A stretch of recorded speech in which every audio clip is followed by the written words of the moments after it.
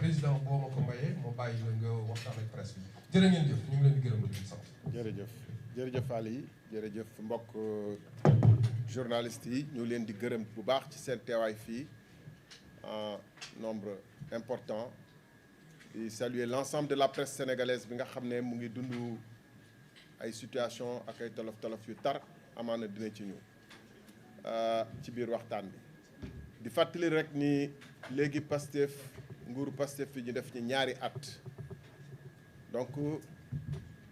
toll nañ ci foo xam ne mun nañu jéem a def un premier bilan parce que ñaari at ci mandat wu juróomi at war nañu mun a gis direction ak orientation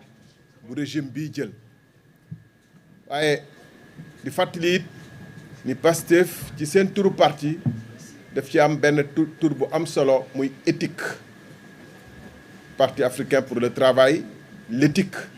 et la fraternité éthique ak fraternité boobu ndax jëfe nañ ko dinañ ci ñëw waaye bala may gën a sori di nuyu délégation de rassemblement des travailleurs du Sénégal bi nga xam ne ñu ngi toog fële ci ginnaaw di ay ñoo xam ne bala nguuru Pastef bi ñëw ku ci nekk ci ñoom am na foo nekkoon di daan sa doole di suturlu di am nooy téye sa kër ñu toll ak ay junni yoo xam ne tey dañ leen licencié ci loo xam ne àndul ak éthique àndul ak fraternité loolu rek doy na exemple ci réew mi lan moo fi xew ci ñaari at yi bu ñu taxawee seetlu banqaasu réew yi ñuy wax moom moo yore état démocratique mooy le pouvoir exécutif le pouvoir législatif le pouvoir judiciaire ñoo ñëpp dañu gën a nërmeelu koomu réew mi gën a nërmeelu njub bi ñuy wax ñoom gën a toxu ci réew mi te bu ci nekk naa ko wax indi ci ay firnde yu leer nañ nga xam ne ci 2 ans yi Sénégal daf ci régressé ci domaine yooyu yëpp bu leen neexee nag ñu bennal ko ci question yi jotee ngeen laaj ñu question ba ci wàññi yi ñuy wax ni wàññi nañ ko ñu xool ban solo la am mais ci tënk lépp luy yore état wu Sénégal muy pouvoir judiciaire muy pouvoir exécutif muy pouvoir législatif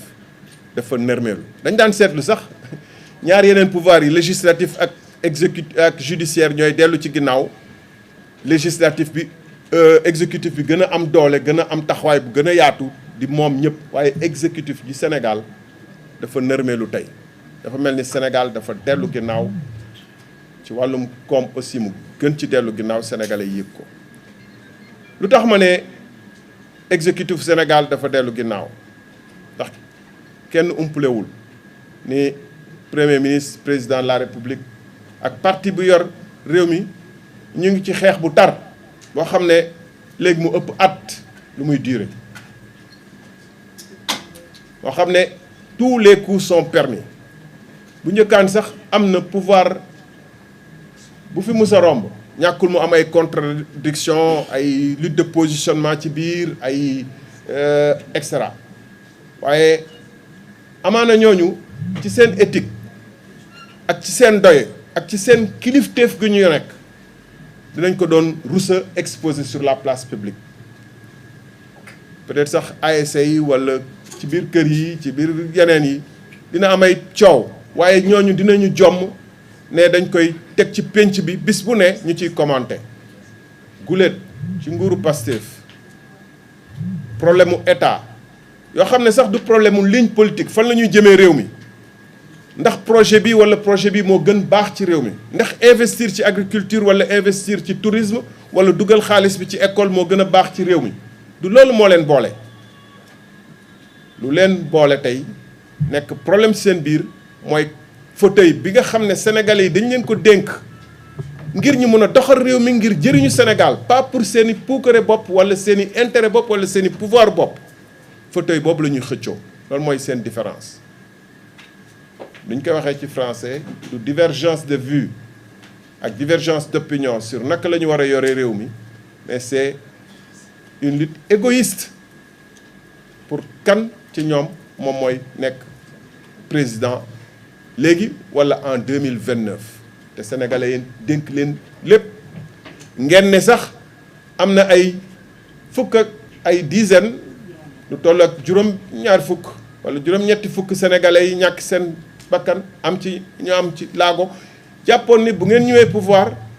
yéen beneen Sénégal bu bees bi nga xam ne sénégalais yëpp dinañ ci gis seen bopp Sénégal goo xam ne liggéey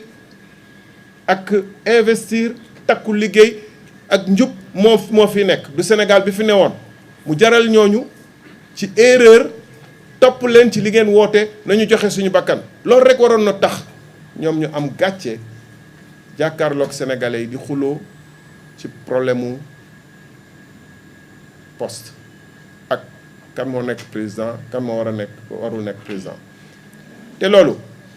li wane ni éthique ak esprit de responsabilité maanaam kilifteeg ak ràññee bu war a nekk waa Pastef lu ko jar ak lu ko jarul mooy bu yemoon ci ñoom muy problème bu doon ab ASC la wala seen kër yi bopp la wala seeni entreprise bopp la ñu mën a wax seen problème la waaye li ñuy def lii Sénégal lay gaañ Sénégal lay lor gis nañ ko gis nañu résultat yi mais taxul ñu changer moo tax patriotisme bu ñuy wax man dama ko weddi par Pastef waratuñu ni ñoom dañuy nekk patriote dañu ay patriote lañu te kenn warul du leen nangul patriotisme bi ndax ba ñu tàmbalee ba léegi notu Sénégal day gën a régresser Sénégal fi mu toll bu ñu nee demee dafa am défaut de paiement du bett kenn le Sénégal est le grand malade de l'Afrique de l'Ouest et de l'Afrique actuellement boo demee ba ay agence de notation yi ñi nga xam ne ñooy toppatoo koomu réew yi muy Amérique muy Europe ñëpp ñu ngi wax kaawu Sénégal di wax Sénégal boo moytul restructuration dina fi am boo moytul défaut dette dina fi am mais boobu responsabilité ñaar ñu jiite réew mi wala ki ñu jiite réew mi muy Bassirou Diomaye Faye dafa nekk taxaw temm ngir saafara loolu waaye ñoom ci seen taxawaay ak seen jëfal ñoom ñooy gën a yéesal feebar boobu donc dañ ci am responsabilité entière mun nañu ni bu ñu continuer lii ñu ngi wor Sénégal loolu patriotisme amu fi dama bëgg gars yi à partir de maintenant dañu ne booy wut kenn du xam sa jikko bu la neexee nga ne man on est les meilleurs en matière de patriotisme on est les plus patriotes on est des panafricanistes waaye bu ngeen xasee jot réew mi ju jox leen ko ba ngeen doxal ne ni mun nañ xam dëgg-dëgg lu ngeen doon te day dëgg-dëgg wane nañu ñoom ni réew mi ñoru leen soxalu leen donc dama bëgg ñu nangu d'accord ñu ñëpp ni que bu ñu leen wooweeti des patriotes nañu woo les pastéfiens du ma wax nag les comme disent certains les pestis voilà boobu mooy premier acte bi ci biir xëccoo boobu nag dafa laal banqaas yu yeneen banqaas yi parce que bu ngeen xoolee ñu ngi booy xëccoo ku nekk da ngay wut ay alliés di jéem a aussi pouvoir bi nga yor jéem ko utiliser na nga mën pour say intérêt moo tax dinaa ci ñëw ci kanam bu ñu yegsee ci ay misaal ba dugg ci dossier Azer bi